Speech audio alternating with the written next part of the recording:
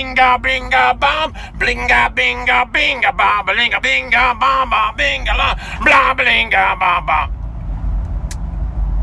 60 days in! I think it was episode 6, halfway point. Weekly review. Someone asked me about it, I'll do it. It is hilarious watching Robert put on this rough exterior when he's scared to death inside.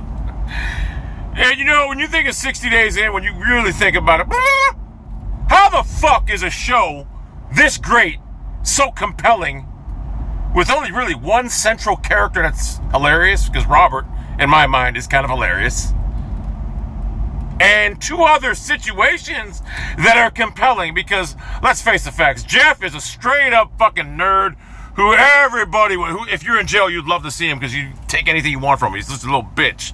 Gives people comments. He's basically a bitch. So he's compelling, and Tammy's just a psychotic motherfucker, psychopath. So there's only really 3 stories that are fucking good to watch. The rest of the characters, there's 7 people for. Barbara, with the fucking wide-faced eyes, almost looks touch of Down syndrome, ugly as fuck, boring as hell.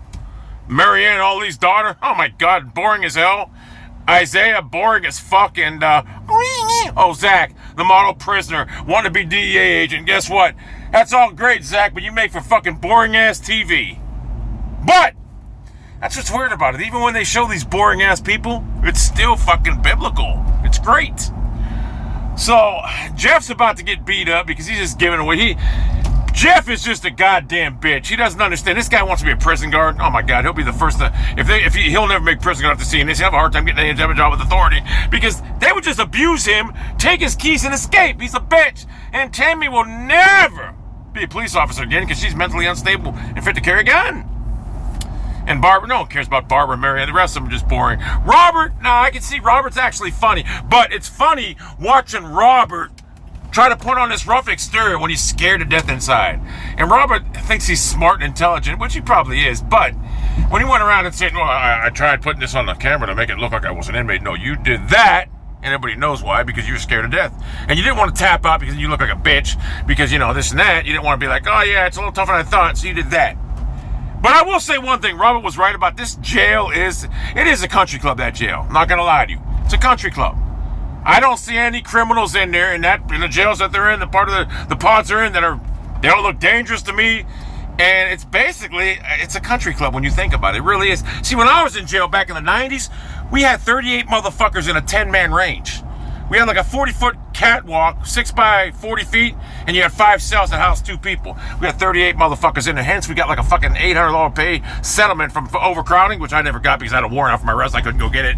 So I couldn't get it. That's one by the wayside. But that was rough time. You didn't have no pod. You get to leave this and that, walk around. No, you didn't have that. So it is like a country club.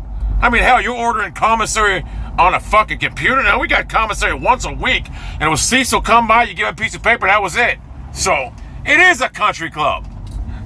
It is. Robert's right. However, that's one of the roughest country clubs Robert's been in because he was terrified of that motherfucker. He still is. He went to solitary because he knew he'd be better off by himself. Solitary, and even that solitary, I noticed, wasn't even that tough. I've never been in the solitary part of jail before, but it just didn't look that tough. So it is a country club. That being said, I would never dedicate my time to go there unless I was getting paid. And I actually think these people are getting paid. I don't think they're not getting paid. They have to be getting paid. Come on, you're not going to do that for free. You're going to be a fucking idiot. I can see maybe Zach doing it for training, but these women, they're not doing it for free. Trust me. They got to be getting some type of paid monetary or something like that. So, this episode, I think next week's episode is going to be great because I think Jeff gets attacked.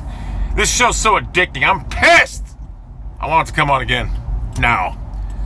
So anyone who hasn't seen 60 Days in A&E, by the way, you should give me some revenue because I'm basically your lifeline.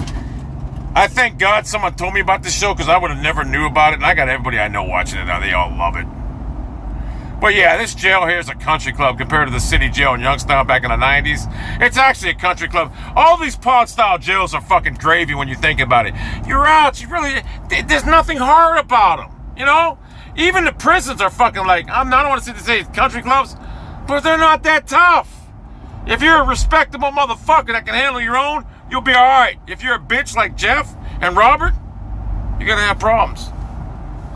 So anyway, that's the video. I'll do another episode of it after next week. This show's great. I can't wait to see what happens. Robert had a look of fear in his eyes when he found out he was going to fucking back to General Pop. And as well he should. He's not a tough guy. He puts on an exterior like he's a tough guy, but we all know that he's not. And that's the video.